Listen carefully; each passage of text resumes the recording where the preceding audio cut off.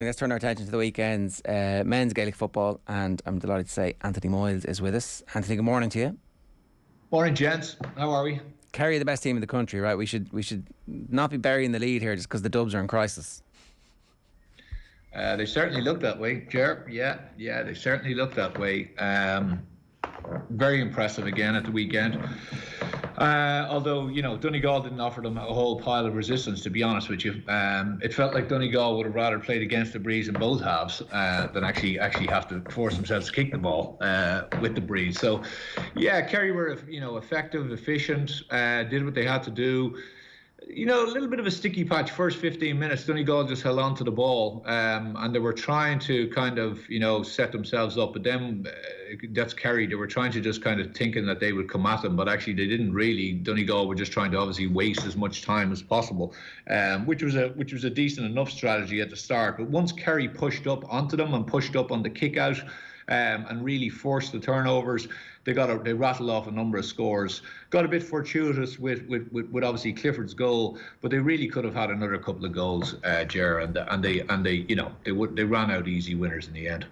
It does feel that we're not learning a whole pile new, though. Maybe that's just the nature of the league. Maybe it's because it's Donegal, as you say, we're pretty content to keep ball in the first half. They don't have Michael Murphy. It's impossible to kind of properly judge them either. But it does feel that on paper, this is the best team in the country that will need to prove that they can do it later in the summer. So how do they find out some of the answers to that question when it comes to the bottle and grit at this point in the year?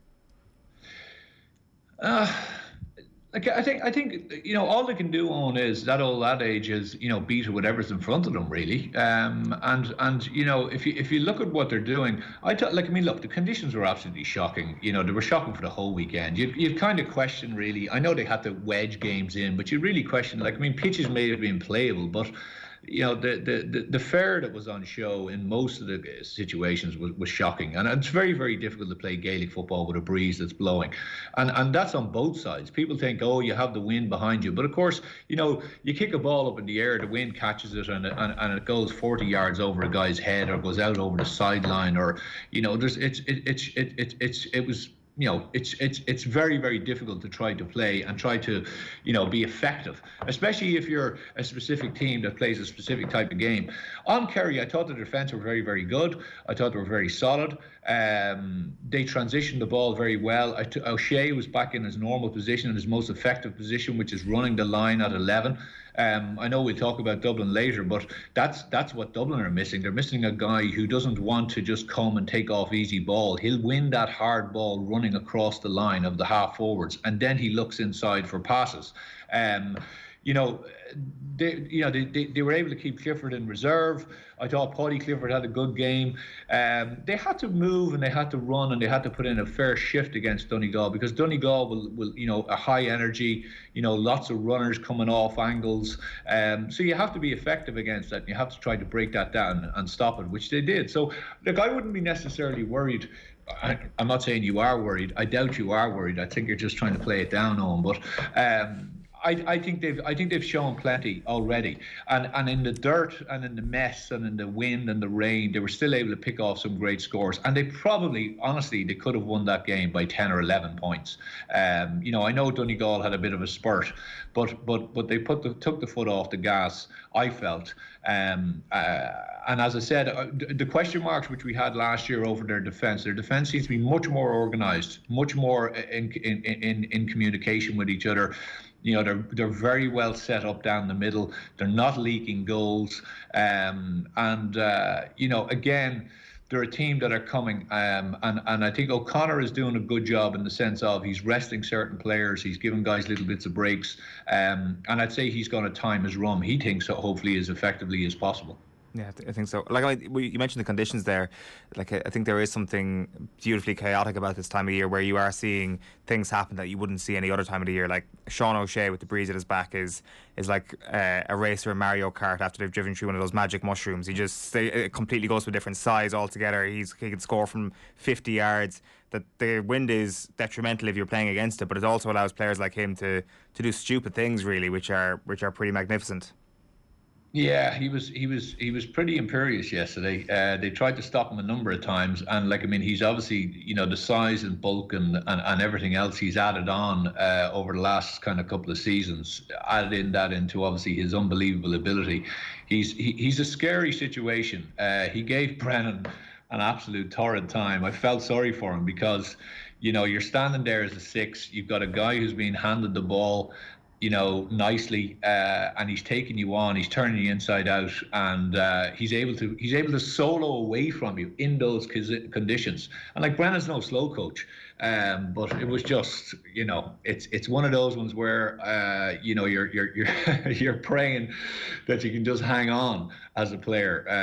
Unfortunately, he got substituted, but I think I can't remember who came in for him. He tried to get very physical with him, and that didn't work out either because as I said, O'Shea is well able to handle it both ways or whatever way you throw it at him.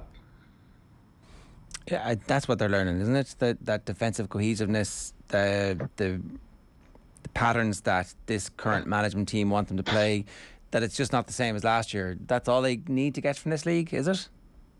Well, it's funny, there's always this myth about Kerry, that Kerry are really nice footballers and that they don't give it to you, and they won't have a nasty streak about them. That was always the kind of thing that was going on for many a year. But anytime we played them, Kerry would give it to you and would start it with you as much as end it. They had no bother taking certain players out.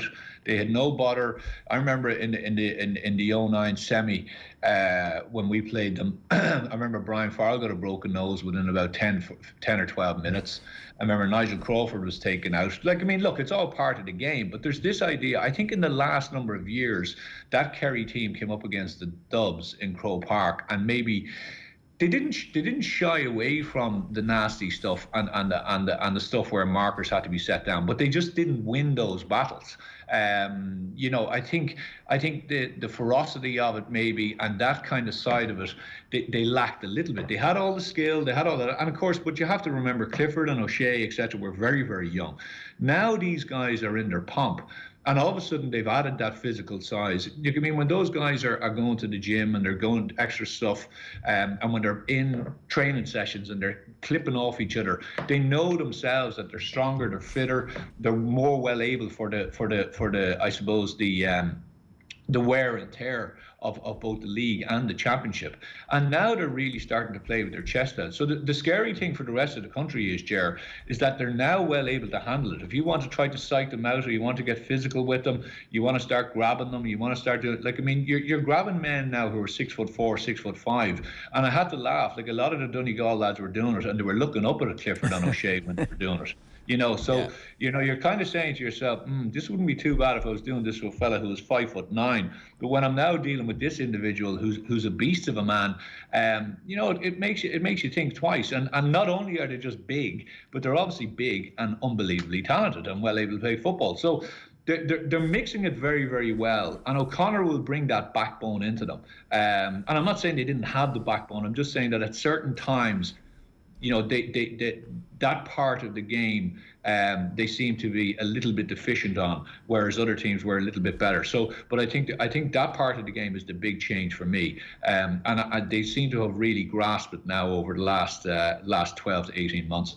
Yeah, it's a dream time to be getting that job as those players who are generational players come to an age where, as you say, they're in their pomp, and they're going to be in their pomp for the next couple of years. So Kerry must be feeling themselves a good bit at the moment. Let's talk about the Mayo team before we talk about Dublin.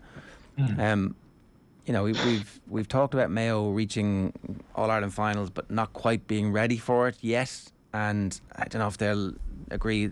Last year they probably were ready for it, but just they didn't handle the game as well as Tyrone did on the day. You wouldn't say there's a huge gap between those two teams. Where are they now? What's the scenario this season? What should our level of expectation be, having seen them come up and just handle business against Dublin in Croke Park? Yeah, I'm always wary with Mayo because the hype train just literally goes from 0 to 60 in about 2 seconds, and people can just jump on, and then there's always that level of expectation that they ultimately will fail. So it's always tinged with that. But I saw two sides to them on Saturday. I think they're trying to again unearth some players that they need to add into that squad. Okay, so I look across the guys who played on Saturday night, and I didn't see anything that was majorly different. And a fella who was really putting his hand up, I just didn't see it. I saw, the guys who will be there in the summer, doing what they do, and doing it very well. So when I'm talking about Keegan, I'm talking about Mullen, I'm talking about Ruan, Dermot O'Connor, he obviously is a massive bonus back, Henley in goals. But I didn't really see a massive amount of new talent, and as I say, really putting their hand up. Now, you might say, well, isn't that the same across many as a team? But really all you're looking for is you're only looking for 1 to 2 players. That's all you're looking for to really bring into a championship squad or your championship starting 15. If you have to bring in 4 or 5 fellas, you're under pressure. They did handle Dublin well, Ger, but at the same time, I thought that, I know we get on to Dublin, but I thought they would have handled them better, right? There was a couple of situations where they got, I thought, fortuitous. The first goal, which was the hand pass, Dermot O'Connor flicked it up and hand pass over the head. Lee Gannon just made a bit of a mistake. It was probably his only mistake to make all night. He's a real find for Dublin. And he went to the ball rather than tracking the runner, and they got in. And then the next goal, which was, I thought, O'Connor, I don't know if he meant that ball in. I think he slipped as he kicked it, and it just managed to get past the defender. And then once that happened, Dublin were opened up. But again, Dublin probably could have got a couple of goals. They certainly should have had them in the second half, and I think it may have changed the outcome of that game. And then you'd be kind of scratching your head and saying, as a Mayo, team, well, we came up here probably with a bit of confidence. We're playing a team who are really low on confidence and are trying to find themselves, and yet we were beaten or we drew. So it's really thin, that flip about the psyche. I think Horan will know that, when he looks at his forward line, they didn't really shoot the lights out. They didn't really grab many scores. O'Donoghue was they were all buzzing around, but no one was really threatening that full back line, I thought. A couple of times they opened them up. It was more fortuitous than I felt than really by kind of clever strategy and things. I think they got 7 or 8 scores from the goalkeeper and from the defenders, and Ruan of course tagged on a few. But Ruan, if you also think of that, Brian Howard was marking him for the first half and was dropping off him, so he was actually given very much the freedom of the field to attack. It was a different story when Fenton moved on to him in the second half. His effectiveness of the game and his ability to go forward went out of the game. So look, are they in a good place, Jared? They're okay. They're good. They'll feel okay. They know they've players to come back. And he probably needs to, as I say, unearth 1 or 2 full back. Yeah, did well, I felt. Their defence was okay. Their defence was good. And the standout guy for me, like Gannon on the far side, was Plunkett. He came up and he kicked 2 unbelievable scores, really, really well settled, stuck them over with his right foot, and he was a bit of a force to be reckoned with now going forward. So that's the type of thing that Horan will be looking for. And again, it's another win over Dublin, so he ticks that box, and he marches on. What about the Dubs then? We had this conversation a little bit earlier on when we were putting them in the red in our performance rankings. There's, we're kind of uncertain doing it at one level because, as I said earlier, there's zombies. That which is undead will never die, and there is a bunch of players still to come back. They do have massive numbers, if not quite strength and depth just yet.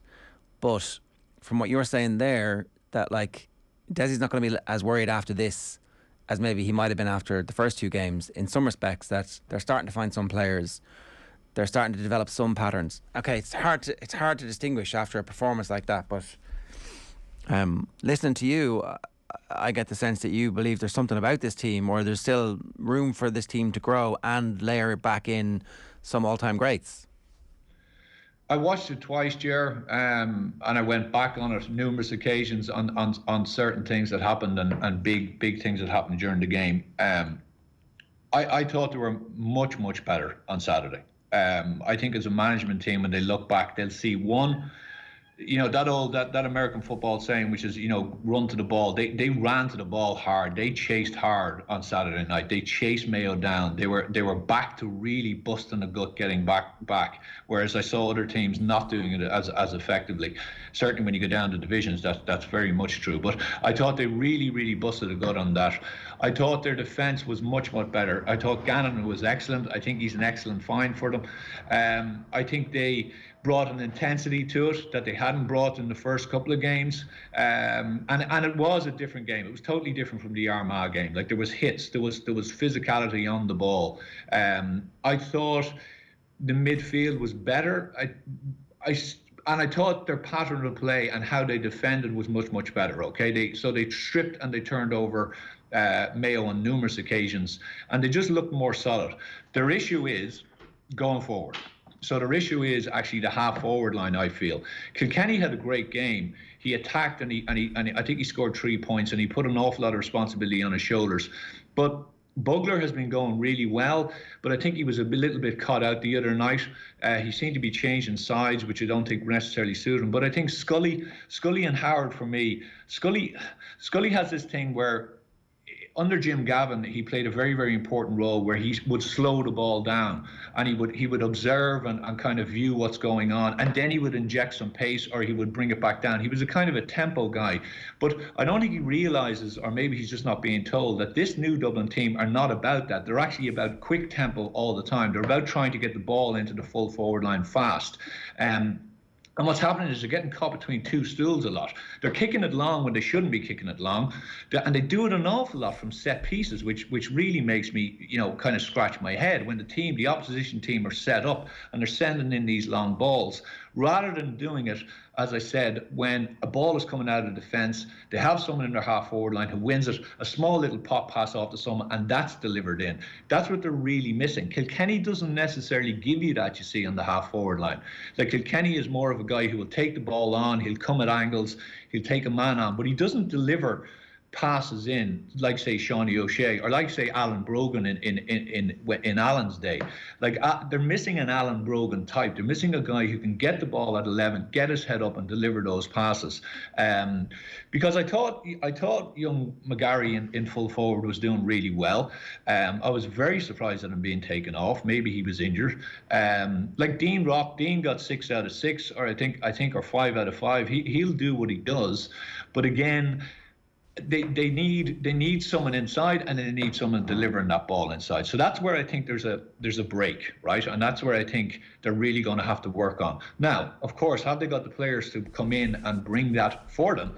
They certainly have, and I think with O'Callaghan to come back, with Paddy Small to come back, with James McCarthy to come back, with not O'Gara, the halfback, well, you've McDade, and you also have the other halfback, the speedy halfback, to come back. They've got ample talent and guys who have that ability. Because if you think of Dublin a couple of years ago, they had that speed where they were running from the half-back line at massive pace, running towards defences, and then either popping passes off or doing that backdoor cut. They don't necessarily have that anymore. They've gone for a lot of size in that half-back line. Like, McMahon is a big man, as is Lahif. They're big men. They're big physical men on kickouts, but they're not giving you that breakneck speed that McCaffrey used to give you, or indeed McDade. So it's a slightly different thing, and it's a slightly different setup. They're looking to kick the ball more, but as I said, they're just not getting that ball delivered inside for me, either quickly enough or well enough. But you can see that being worked out over the next 10 weeks. Let's move on, because we'll come back to them obviously week on week. They're going to be a big story for us. Here's Daniel Flynn talking with Aisling O'Reilly after Kildare's 1-point defeat to Tyrone. Have a watch of this. Daniel, tough conditions out there today. How would you sum up the performance for Kildare? Tough enough. It's very sloppy through the middle, but pitch held up actually considering the weather. So it was a good game, I thought, all in all. Very evenly matched. Probably shooting let us down today. We had a couple of goal chances there towards the end of the game and didn't go in, and maybe the last 10 minutes in the first half we were a bit wasteful as well, so came back to haunt us in the end. And in the dressing room after the game, what were you thinking? Were you thinking we left that one behind us because there was chances to win it? Yeah, definitely. We're disappointed coming out of here, like, you know. Like that, we put in a good shift.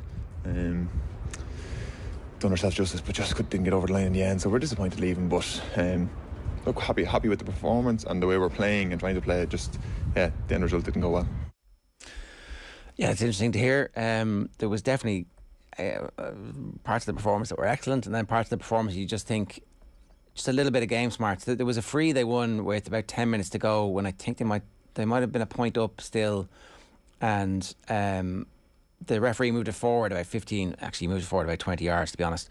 And instead of calling the keeper up to kick it, which he had just done, they took a quick one and get turned over. And you're like, just kill a minute here. What Tyrone would have done was they would have pulled their socks down, found an imaginary contact lens, had a little bit of a scrap, pointed over to the sideline, and the keeper comes up and gets his breath, kicks the point, 2 points in it, and it's like, well, that's how you win these games. And it's just a little bit of inexperience at this elite level they're at the moment. Yeah, absolutely, 100% agree. There was another one, if you remember, where Woodgate intercepted a ball and took off like a hare and did really, really well and was flying away and then kind of spilled it. And instead of just recycling and bringing it back out after going 50, 60 yards up the pitch, he tried to kick it across with his right foot across the pitch and nearly worked out but got intercepted, and that ends up coming down and Donnelly kicks a point from it. Frank Byrne gets it. There's two Kildare lads around him and he's just like, no, thanks very much. This is where I get my man of the match award. Yeah. Absolutely, yeah, and brilliant by him. But as I say, it ends up, I think Richie Donnelly comes down and kicks a score. So they're the small little things that, again, you know, Glenn Ryan and Anthony Rainbow will be looking at on the video and saying, listen, fellas, in these situations, this is what we have to do. Now, you know what? The rush of blood to the head, he's in Newbridge, the crowd roaring, you can hear it. But that's where those game smarts come in. They were very good, Jared. Like, I mean, you know, it's my first time seeing them this year. You know, up close, I suppose, and I was very, very impressed by the new guys that they have. I thought they were excellent. They do rely a little bit too much on Flynn in the forward line. You know, he's involved in pretty much everything, and he's that type of player. He can do something absolutely brilliant, and then he can do something shockingly bad. Now, he needs to start. If it's out of 10 and he's getting 10 balls, he needs to be thinking, right, this can't be a 60-40 situation. This has to be an 80 or a 90-10, you know, an 80-20 or a 90-10 situation. I don't have to do something spectacular all the time. I just need to maybe lay a ball off and go on a loop and then come again. Because, as I said, he did some great things in the first half, but then kind of went out of it for a long, long period, you know, and then kind of came back bursting onto it again and then kind of went out of it again. Now, in saying that, look, he's a talisman, but he certainly needs other guys around him. They're being very, very effective. I think they've got some nice players. Flynn in midfield was excellent, I thought. I thought he had an absolutely savage game. They've got a really good guy in I think it's Houlihan in corner back. Very, very good player. But it was a little bit, I thought the first 45, 50 minutes was a little bit, they needed to probably put a couple of Tyrone lads back on their arse, you know. I thought even for some of the scores that Tyrone got, it was just a bit friendly, shall we say, the tackling. Okay, now near the last 15, 20 minutes, I think they increased the intensity, and you could see that at the start of the second half, they increased the intensity. The lads obviously got into them. But Kildare love as well, kind of similar to well, they're not exactly similar to Donegal, but they love to run with the ball, as you well know, and they love to come off the shoulder. And in Newbridge, they really wanted that. I think, look, they've done very well. They're acquitting themselves excellently. And they were very, very unlucky. I thought they deserved at least a draw out of that game, to be fair. And they were unlucky. But I think there's lots of learnings for them. And you know, they're coming, and they've obviously players to come back. And you know, to be fair to the lads in the management team, they're giving some amount of fellas tryouts, and they're scouring the county. So yeah, things are looking bright. Yeah, we're not going to get too carried away, because obviously the mighty Dubs are waiting for all of us in the long grass. For the first time ever, the grass is growing in Dublin, it seems. Anthony, great to have you with us this morning. Cheers. All right, Jared. Thanks a lot, Dad. Anthony Moyles there giving us his thoughts on a couple of games this weekend. Obviously, we'll do power rankings this week, next week. Yeah, why not? Yeah, okay.